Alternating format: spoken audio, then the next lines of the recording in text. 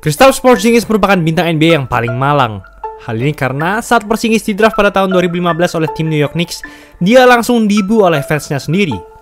Akan tetapi, Porzingis tidak tinggal diam dan membuktikan kepada fansnya dengan berhasil masuk All-Star saat di Knicks. Namun sayangnya setelah itu performa Porzingis menurun dan karirnya merosot, hingga ia dibenci oleh semua fans NBA.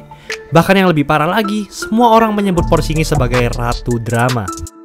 Karirnya pun sempat di ujung tanduk, namun sekarang Porzingis membangkitkan karirnya lagi. Sebelum lanjut, jangan lupa like dan subscribe ya. Simak ulasan berikut ini.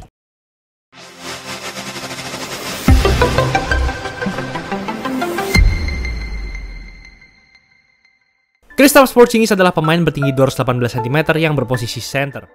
Ia masuk pada NBA Draft 2015 ronde pertama dan dipik di urutan keempat oleh New York Knicks.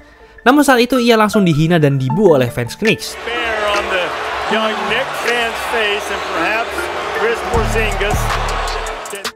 Namun hinaan ini tidak membuat mental Porzingis ciut.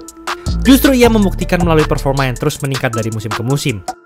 Di musim pertamanya yaitu musim 2015-2016, Porzingis punya statistik 14,3 points per game. Cukup bagus bagi seorang rookie.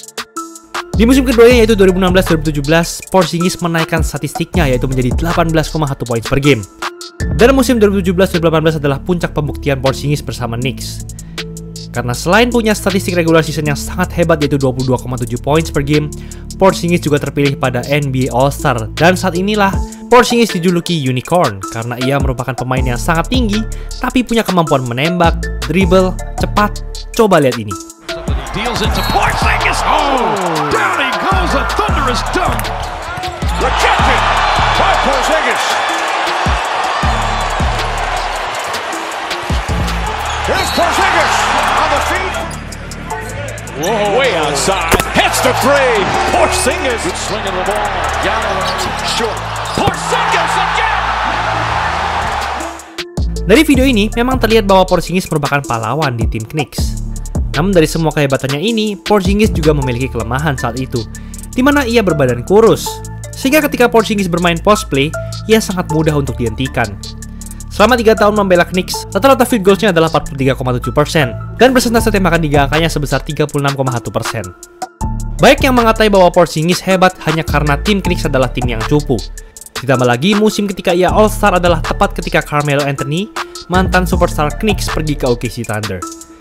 Namun apesnya, pada 6 Februari 2018 saat melawan Milwaukee Bucks, Porzingis mengalami cedera lutut ACL yang membuatnya harus absen selama 1,5 musim ke depan.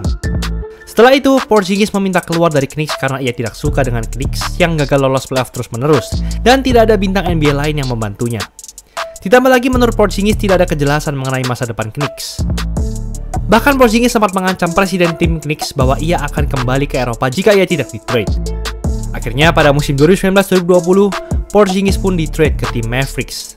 Dan saat itu ia berduet dengan bintang muda NBA yaitu Luka Doncic. Saat itu, Doncic dan Porzingis digadang-gadang akan menjadi duet Eropa yang hebat di NBA. Namun faktanya, gaya permainan mereka justru tidak cocok satu sama lain. Dan akhirnya pun Porzingis minta untuk keluar lagi dari tim Mavericks. 3 tahun bersama Mavericks, Porzingis punya rataan 20 points dan 8,8 rebounds per game, serta field goal sebesar 44,8%.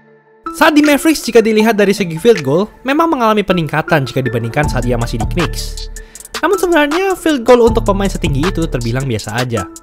Meskipun selama di Mavericks Porzingis selalu masuk playoff, namun performanya juga biasa saja. Apalagi pada 2021, ia cuma punya rataan 13,1 points per game di playoff, dan tidak pernah lolos juga dari ronde pertama. Hubungannya dengan Doncic pun kelihatannya renggang. Coba kalian lihat ini. Luka gets it away. It's good. A Doncic dagger.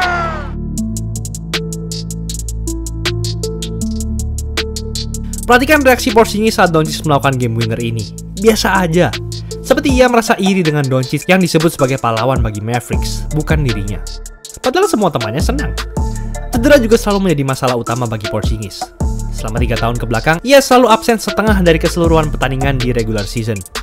Ketika bermain pun, ia terbilang sangat maruk, di mana sebenarnya persentase tembakan 3 angkanya di bawah rata-rata. Namun ia masih tetap menembak 3 angka terus-menerus. Di titik ini, semua orang percaya bahwa Porzingis tidak akan menjadi seorang bintang lagi, meski statistiknya bagus. Ditambah lagi ia ratu drama. Dan akhirnya pada pertengahan musim 2021-2022, Porzingis di-trade ke tim Washington Wizards. Dan ketika di sini, sebenarnya Porzingis mulai berkembang dan comeback. Terbukti Porzingis punya statistik regular season 22,1 poin dan 8,8 rebounds per game, tertinggi dalam karirnya saat itu, dan rataan field goal-nya menaik sebesar 47,5%. Namun sayangnya kehebatan Porzingis ini tidak cukup untuk membawa Wizards melaju ke playoff. Di musim 2022 dan 2023 adalah musim terbaik dalam karir Porzingis, karena ia punya offensive rating 116,2, tertinggi dalam karirnya saat itu. Secara statistik, ia juga punya rataan 23,2 poin per game serta field goals 49,8%. Sangat efisien, dan persentase tembakan 3 angkanya adalah 38,5%, di mana rataan points dan field goal tersebut merupakan yang tertinggi dalam karirnya saat itu. Bahkan pada 28 November 2023, Porzingis sempat menggila dan melakukan ini.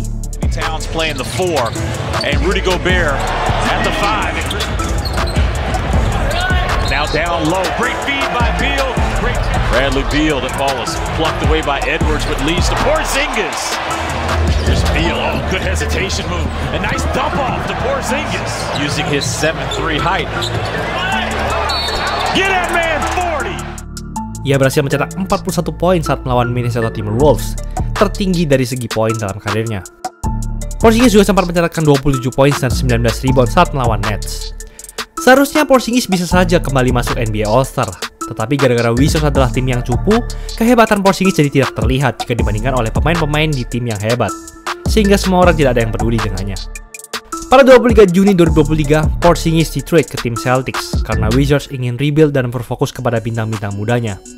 Saat itu banyak orang berasumsi bahwa langkah Celtics mengambil Porzingis adalah hal yang sangat baik, di mana ia akan menjadi penerus Al Horford yang sudah tidak muda lagi. Namun di sisi lain, banyak orang yang juga khawatir dengan defense Celtics yang bakal menurun, karena Celtics kehilangan Marcus Smart dan Robert Williams III, di mana mereka berdua adalah defender terhebat di NBA. Porzingis juga merupakan pemain yang gampang sekali cedera, jadi percuma Celtics mengambilnya. Namun dari semua keraguan orang-orang terhadapnya, di pertandingan debutnya bersama Celtics di regular season, Porzingis langsung melakukan ini. Porzingis goes inside, and a couple of... He'll be the first to admit he made his share of mistakes as Porzingis banks it in. Three, can't get it to go. Barrett the rebound. Porzingis has it, goes back up, lays it in at the buzzer. Porzingis lines up the three, got it. There's a double team again. Porzingis gets a good look for three. It's good. Kristaps Porzingis. Yang langsung mencetak 30 poin dan 8 rebounds serta membawa Celtics menang atas Knicks. Sejak skrip ini ditulis, Celtics menduduki peringkat 1 di wilayah timur dengan rekor menang kalah 14-4. Di Celtics, Porzingis berkembang sangat jauh, mulai dari tubuhnya yang semakin besar dan berotot, sehingga ketika ia bermain post play tentu akan lebih susah untuk dihentikan. Pada musim 2022 dan 2023, tim Celtics berada di peringkat 2 dalam banyaknya percobaan menembak 3 angka. Sehingga dapat dilihat bahwa strategi permainan tim Celtics akan mengandalkan tembakan 3 angka. Hal tersebut sangat cocok dengan kemampuan Porzingis yang bisa menembak 3 angka dengan cukup tajam bagi pemain setinggi itu. Selain itu, Porzingis juga sangat memudahkan Jason Tatum, Jaylen Brown, dan Jrue Holiday karena mereka bisa mengandalkan Porzingis dalam permainan pick and pop. Dari segi defense, Porzingis juga mengalami peningkatan, sehingga ia dapat mengisi peran dari Robert Williams III yang sudah tidak bersama Celtics.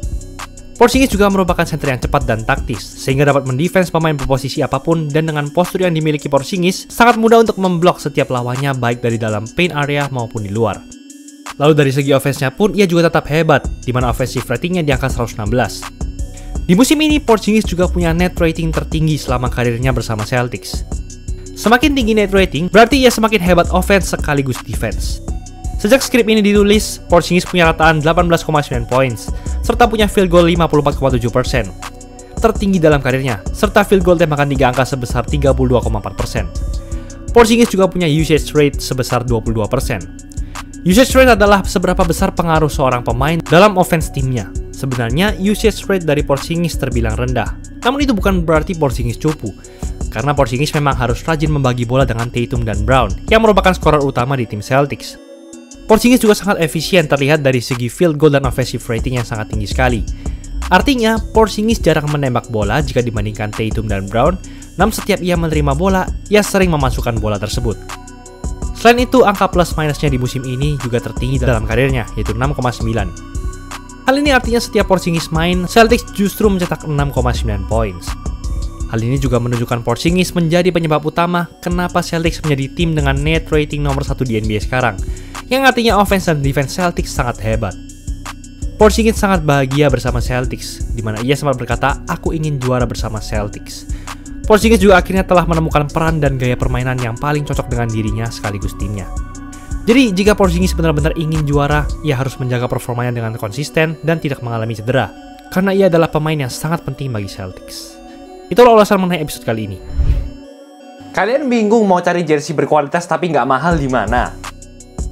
Di DC Sportswear aja. Bisa custom semua jersey olahraga apapun cuma 150.000 per setel. Gas, check out aja L-Shop dan sosmednya.